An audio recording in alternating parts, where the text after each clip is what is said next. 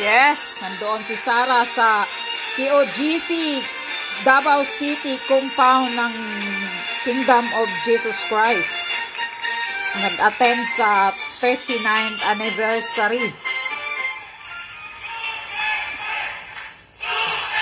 KOGC. Grabe, ang rally sa Liwasang Bonifacio. Araw-araw. Mayong gabi, kaninyong tanan. Palihog, manlingkod. Mga kaisuunan kong Dabawenyo, ladies and gentlemen, mga kababayan, Assalamualaikum warahmatullahi wabarakatuh. Madayaw, umayong adlaw, kaninyong tanan, magandang araw sa inyong lahat.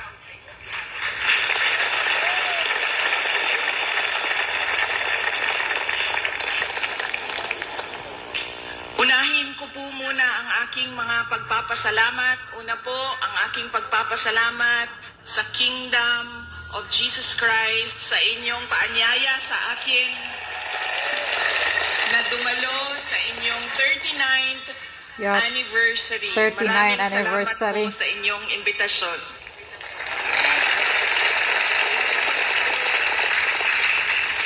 Pangalawang pagpapasalamat ko po ay mula po sa akin personal.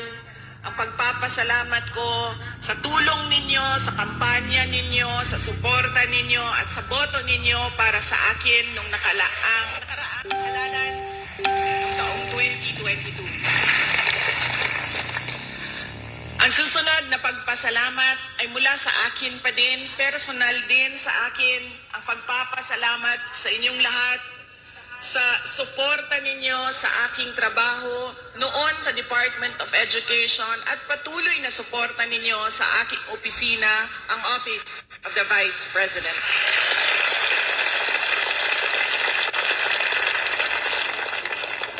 At ang huling pagpapasalamat ay mula po sa aming pamilya, ang pamilya Duterte. Napakalaki ng utang na loob namin sa inyong lahat, mga kababayan, sa pagkakataon na ibinibigay ninyo sa amin na makapaglingkod sa ating minamahal na Pilipinas. Maraming salamat po.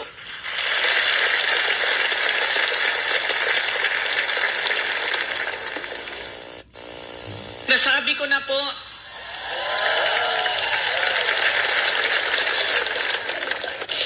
unahin ko po muna ang mga naririnig ko at narinig ko rin na nasabi ng miyembro ng Kingdom of Jesus Christ na sala manggunitanan ni Inday Sara, nidagan pa siya presidente, dili ta magkalisod-lisod, ani. Correct! Yan ang tamang leader, tatanggap ng kasalanan. In another forum, I will thoroughly explain myself kung bakit ganon ang nangyari at ganon ang desisyon ko. Pero sa ngayon, hinihingi ko lang ang patawad ninyo na nagkamali ako.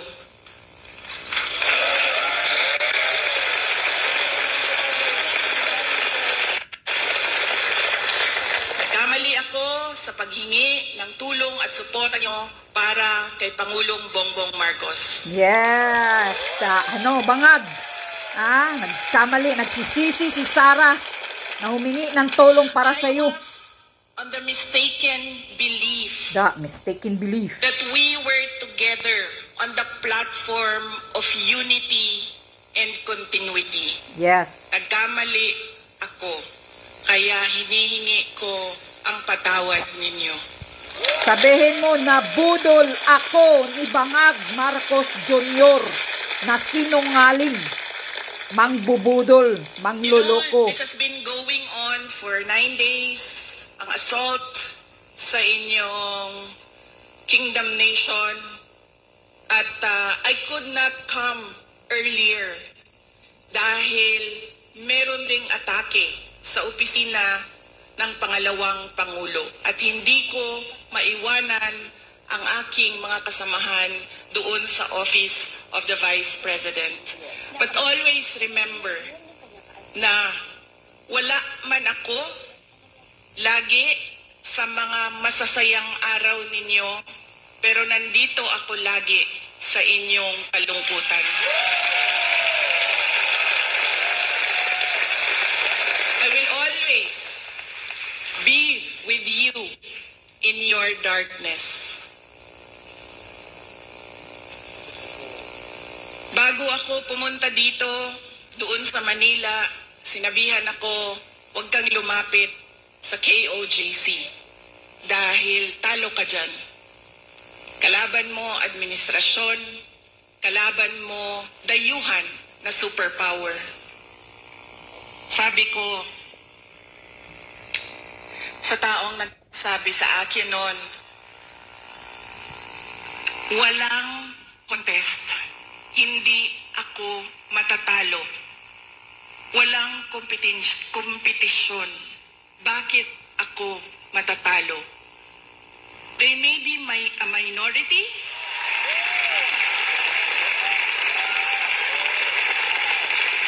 They may only be 8 million around the world. Sabihin na natin na 6 million lang doon ang Pilipino, pero Pilipino pa rin sila.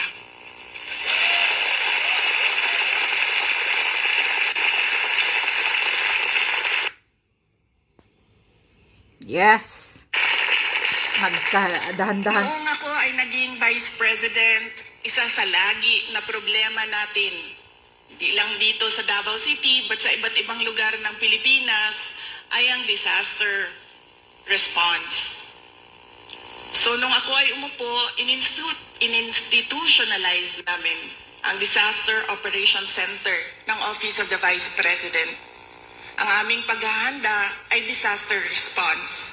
Pinaghandaan namin ang baha, pinaghandaan namin ang delubyo, typhoon, pinaghandaan namin ang earthquake, lahat ng maisip mo na kalamidad, pinaghandaan namin.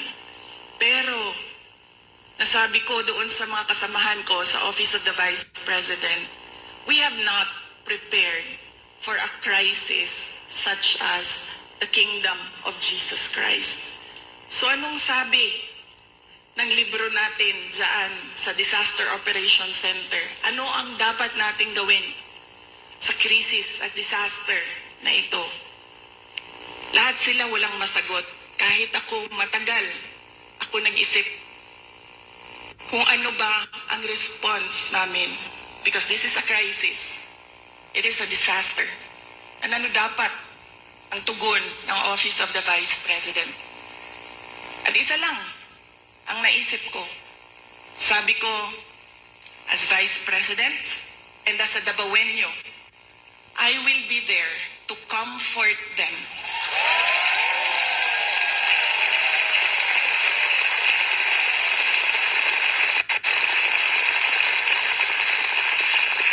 I have a moral obligation to assist them if they feel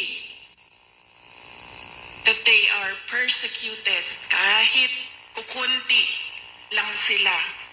Trabaho ko yan bilang pangalawang Pangulo.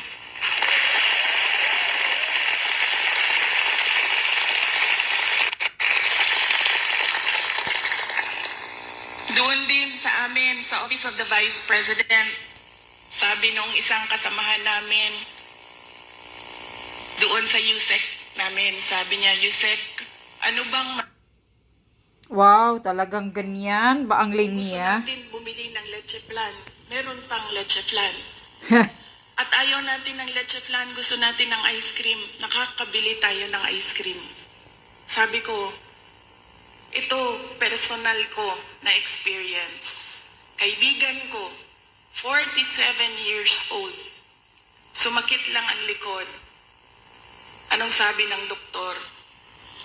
It's cancer of the bones, cancer of the lungs, cancer of the pancreas, cancer of the brain, all together in one person. Wow. Tanong sabi ng doktor, 6 months na lang. Yun ang kawawa. Sabi ko, ang dami sa ating mga kababayan na nakakaramdam.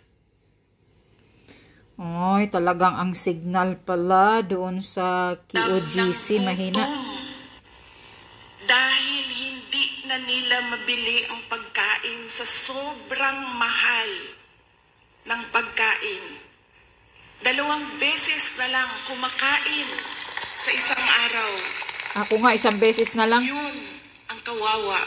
Sila ang dapat tulungan. Dumadami ang naghihirap sa ating bansa. Dumadami ang nahihirapan makahanap ng regular na trabaho. Sila ang totoong kawawa at kailangan ng tulong natin.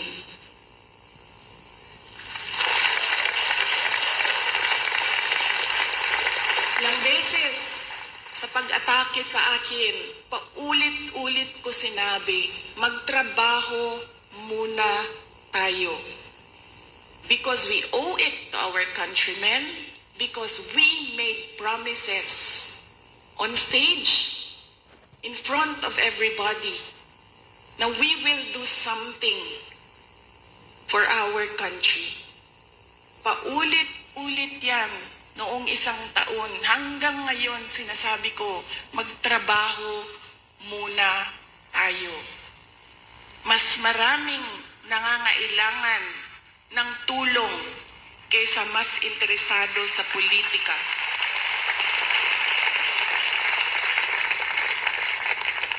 Pero this might is not about me and my problems. Hindi ako kawawa. Mas kawawa ang mga kaibigan natin na natutulog sa tabing daan. Gutom. Minsan, sa Yan na naman yung why. ang mga kaibigan natin natutulog. Wow, talagang Sa sama ng politika. signal.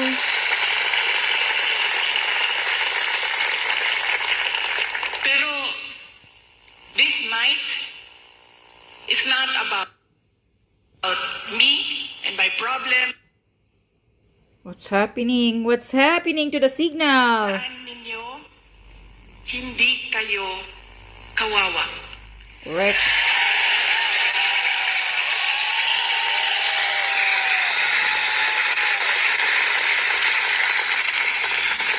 Tungod kay ang langit nung amahan naa pirmi kaninyo.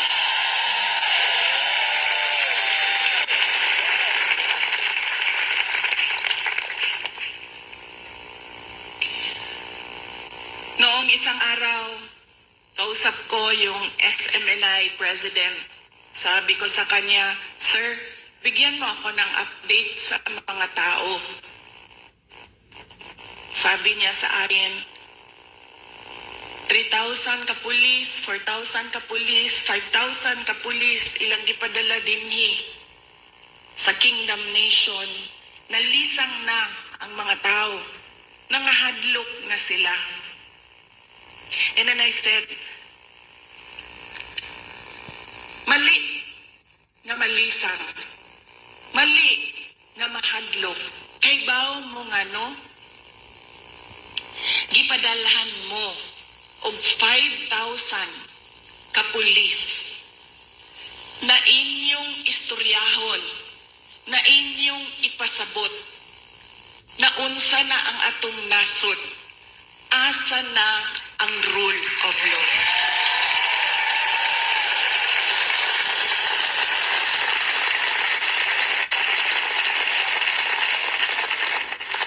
Ipadala sila dinhi para hadlokon mo. Gipadala mo sa Ginoo para pasabton sila.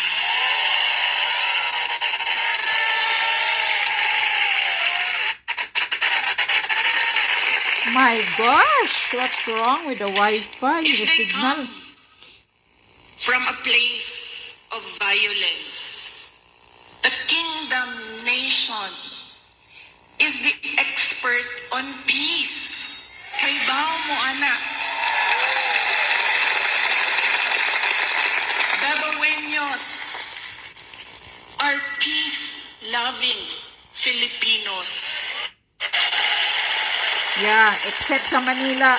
And in fact, dili lang Davaoeños, because the kingdom, nation, citizens can be found all over the country and around the world.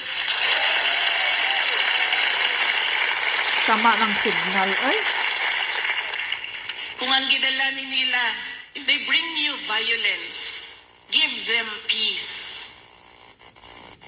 Show them peace.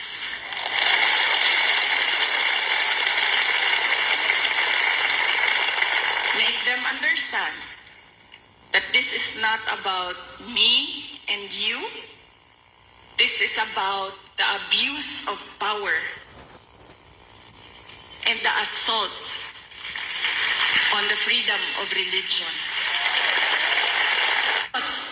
Because the kingdom, nation, citizens can be found all over the country and around the world. why? Keep on repeating. Kung ang gidala ni nila, if they bring you violence, give them peace. Yes, correct. Show them peace. And slap them. And kick them. Make them understand that this is not about me and you.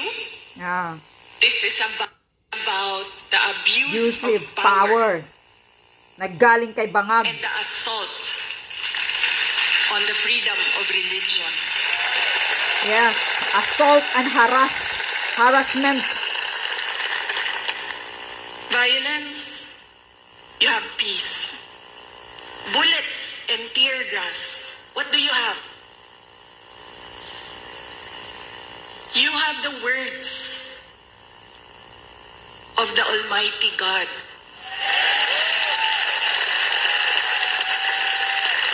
You have the Bible. Padalhan mo nila og bala, tirahon mo og tear gas. Preach to them the words of God.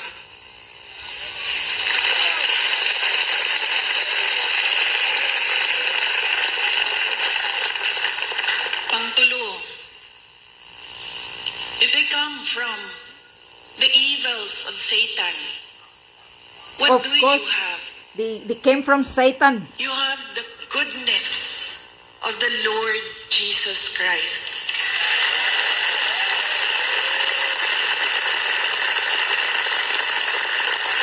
And always remember, kahit saan ka man pumunta, lahat nagsasabi, good triumphs over evil.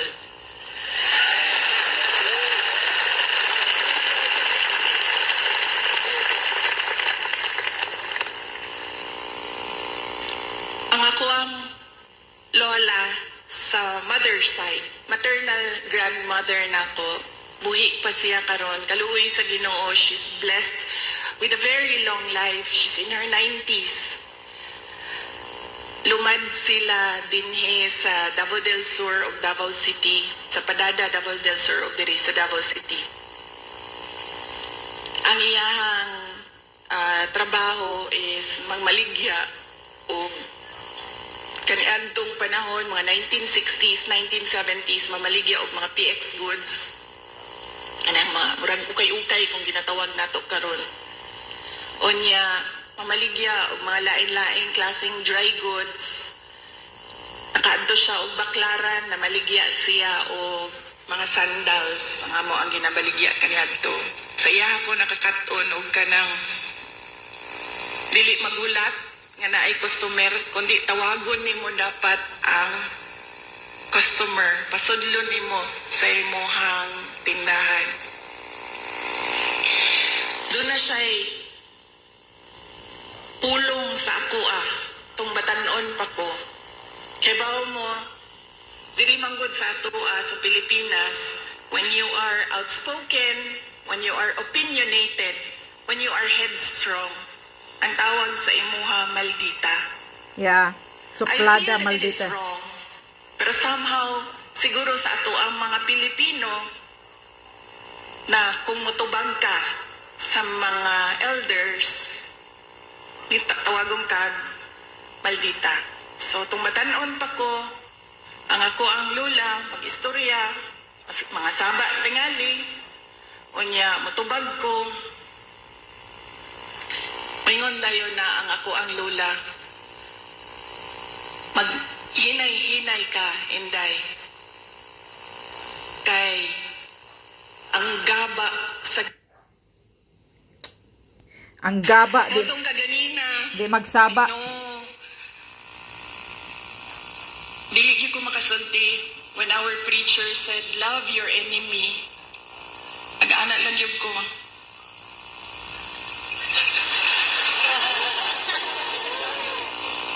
Wala pa ko sa punto sa mga miyembro. I am not in that level of spiritual enlightenment. I can love my enemies. Yes. Wala pa ko sa inyong level.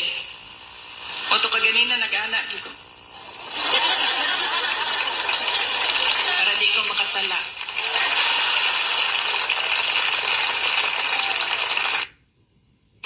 Yes, tama.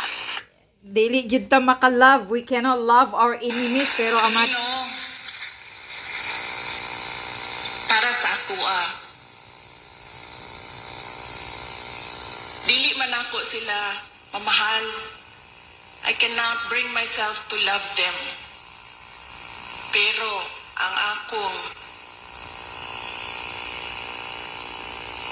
verse, pulong para kanila mao ang gaba sa Ginoo, di gyud magsaba.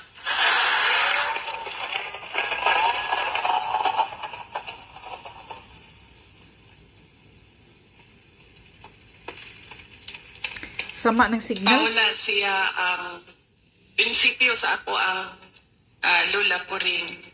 And God will take care of you all the more because kamo, you can love your enemies. You can forgive. So you will gain victory.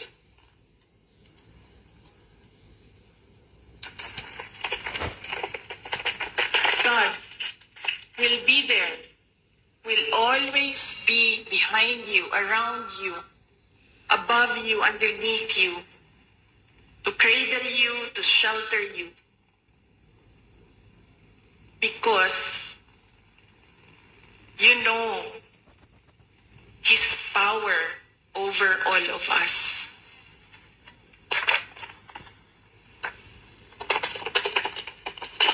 Sama ng signal talaga. Oh. Grabe, ano ba yan? Wall. And then nakabutang dito, 39th anniversary. Nakauna-una ko nga sa pagtuo sa mga inchik, malas magudang 9.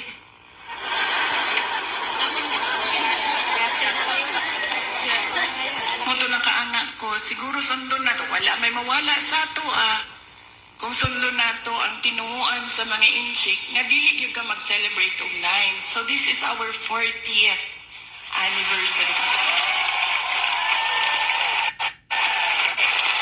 And mamalakpak ta para sa 40 years.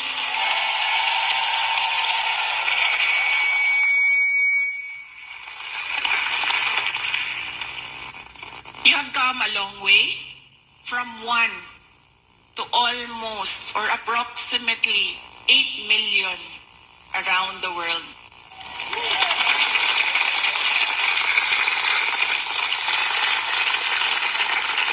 You have overcome challenges, and every challenge made you stronger, made you more united, and we can see that now. There is another challenge before you, pero naagihapon mo sa ngalan sa Ginoo. 8 million members of POGC around the world. So many. Ug sa tanaw na ako, sa kadaghan, sa kalisod, ug sa kadaghan sa pandaot, ug sa kadaghan sa dili pagtuo sa inyo ha, ug sa kadaghan sa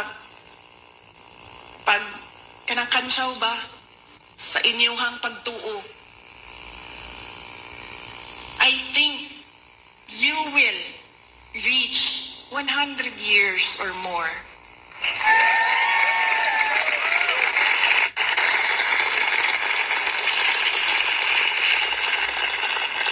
Magpadayon o magpadayon mo basta ang inyong pagsalig o pagtuo hugot dinha sa Ginoo.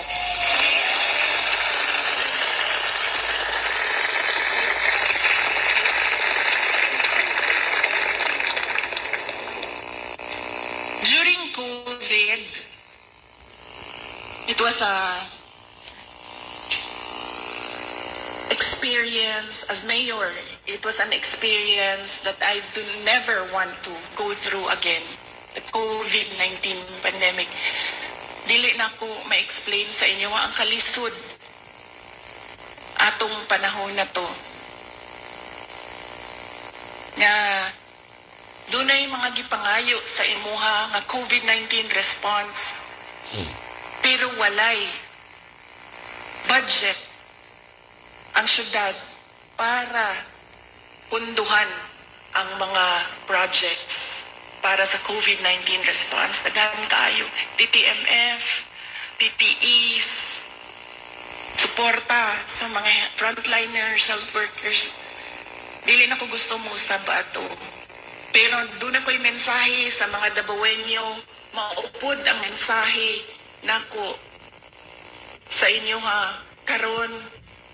Dili lang sa mga naadinhi sa Davao City, kundi sa tanan nga miyembro sa Kingdom of Jesus Christ. And that is, we will not break.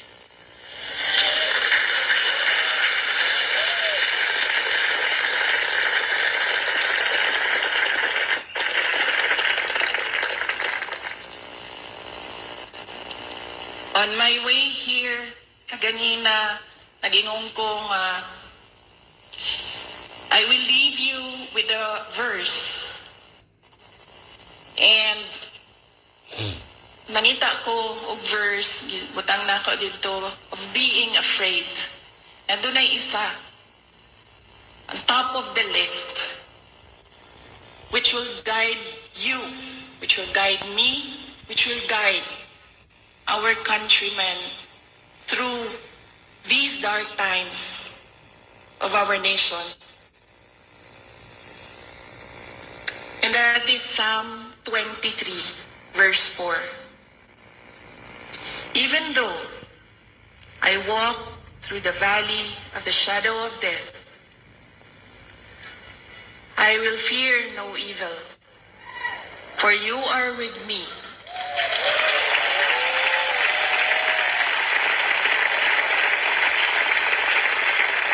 Your rod and your staff, they comfort me.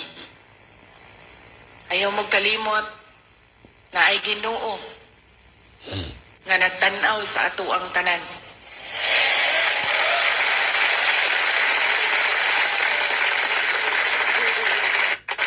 Og ang iyahang gaba, dili magsaba.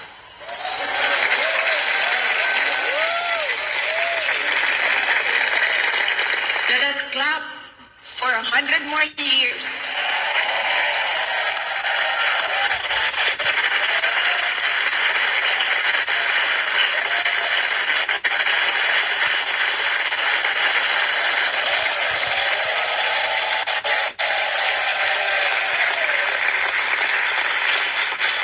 Ulitin ko ang aking kasiyahan na makasama ko kayo sa inyong 40th anniversary.